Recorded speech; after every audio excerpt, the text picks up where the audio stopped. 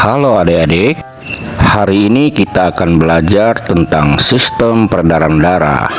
Pada materi ini akan dipelajari tentang darah, pembuluh darah, mekanisme peredaran darah, serta gangguan atau penyakit pada sistem peredaran darah. Baiklah, yang pertama kita bahas tentang darah. Komponen penyusun darah ada dua jenis, ada yang cair dan ada yang padat. Komponen darah yang cair disebut plasma darah. Fungsinya untuk mengedarkan sari makanan, mengedarkan hormon, mengedarkan antibodi, dan zat-zat sisa metabolisme. Sedangkan komponen yang padat dikenal dengan nama sel-sel darah, yang terdiri dari sel darah merah atau eritrosit, sel darah putih atau leukosit, dan keping-keping darah atau trombosit. Eritrosit atau sel darah merah bentuknya bulat, cekung di bagian tengah atau bikonkav. Memiliki hemoglobin yang menyebabkan darah kita menjadi berwarna merah. Tidak memiliki inti, jumlahnya mencapai 4 hingga 5 juta butir dalam setiap mililiter darah.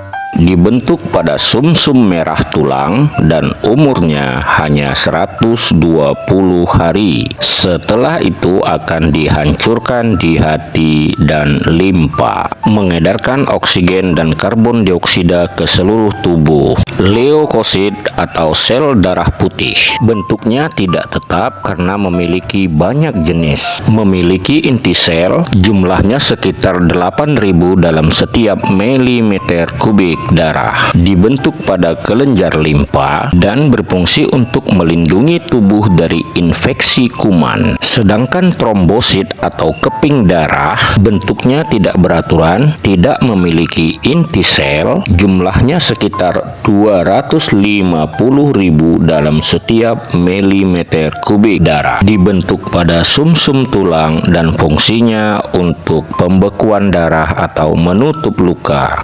Jika bagian tubuh kita ada yang terluka, maka trombosit akan langsung bekerja. Dengan cara trombosit memecahkan dirinya sendiri sehingga mengeluarkan enzim trombokinase atau tromboplastin. Dengan adanya enzim tersebut serta dibantu oleh vitamin K dan ion kalsium atau Ca2+, dapat mengubah protrombin menjadi trombin. Selanjutnya, trombin ini dapat mengubah fibrinogen menjadi benang-benang fibrin. Nah, benang fibrin inilah yang dapat menutup luka kita. Nah, sekarang coba adik-adik pegang bagian dada sebelah kiri. Adakah yang berdetak gedebuk begitu? Nah, itulah jantung. Perhatikan baik-baik ya bentuk jantung kita. Mirip seperti apa? Ayo. Nah, ternyata mirip seperti gambar lope ya. Jadi gambar lope itu diambil dari gambar jantung, bukan hati. Nah, biar jangan salah konsep lagi ya. Fungsi jantung untuk memompa darah. Jantung ini dapat berkontraksi karena memiliki otot miokardium. Jantung manusia terdiri dari 4 ruangan, yaitu ada serambi kanan, serambi kiri, bilik kanan, dan bilik kiri. Darah dari serambi akan dipompa atau turun ke bilik. Di antara serambi kanan dan bilik kanan terdapat katup tricuspidalis. Katup ini berfungsi untuk mencegah darah yang sudah berada di bilik kanan agar tidak naik lagi ke serambi kanan. Sedangkan antara serambi kiri dan bilik kiri terdapat katup bicuspidalis. Ya, fungsinya sama juga untuk mencegah darah yang sudah berada di bilik kiri agar tidak naik lagi ke serambi kiri. Selain darah dan jantung, kita juga harus mengenal pembuluh darah.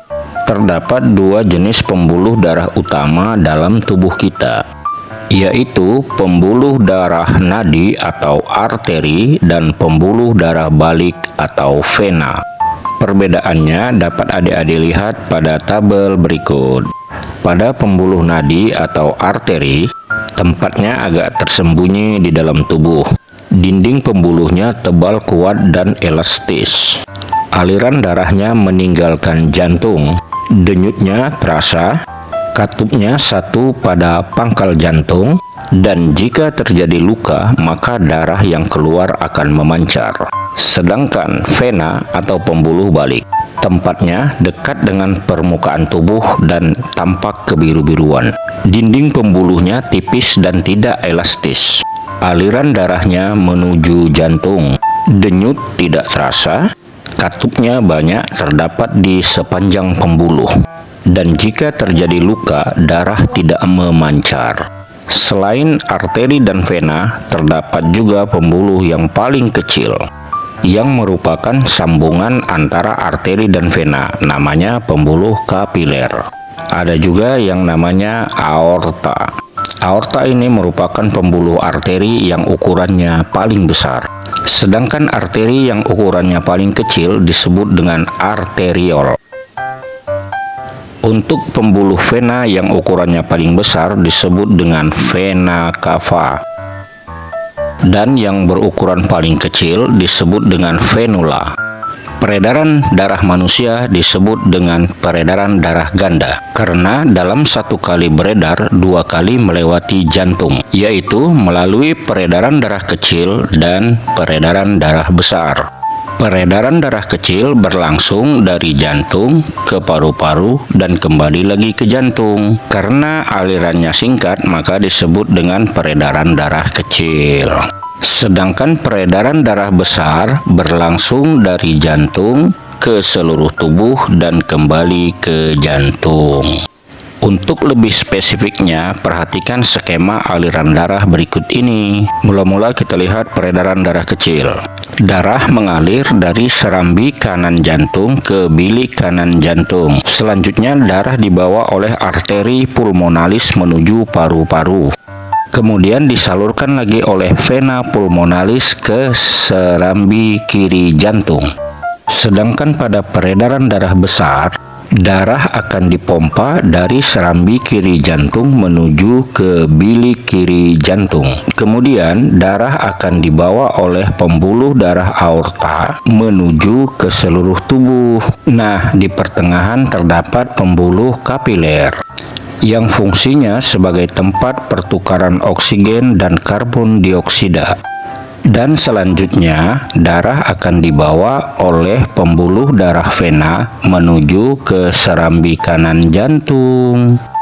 Beberapa nama gangguan atau penyakit yang terjadi pada sistem peredaran darah manusia yaitu antara lain jantung koroner dan stroke. Kedua-dua penyakit ini merupakan penyakit yang disebabkan terjadinya penyumbatan pada pembuluh darah. Hanya saja kalau pada jantung koroner itu penyumbatan pembuluh darah yang terdapat di jantung, sedangkan stroke adalah penyumbatan pada pembuluh darah yang menuju ke otak. Selanjutnya ada penyakit varises akibat pelebaran pembuluh vena di sekitar kaki. Selanjutnya anemia, merupakan penyakit kekurangan hemoglobin atau kekurangan sel darah merah. Dan ada penyakit hipertensi atau tekanan darah tinggi dan hipotensi tekanan darah rendah. Nah, bagaimana? Sudah mengerti bukan? Jika sudah, maka kerjakan review berikut ini.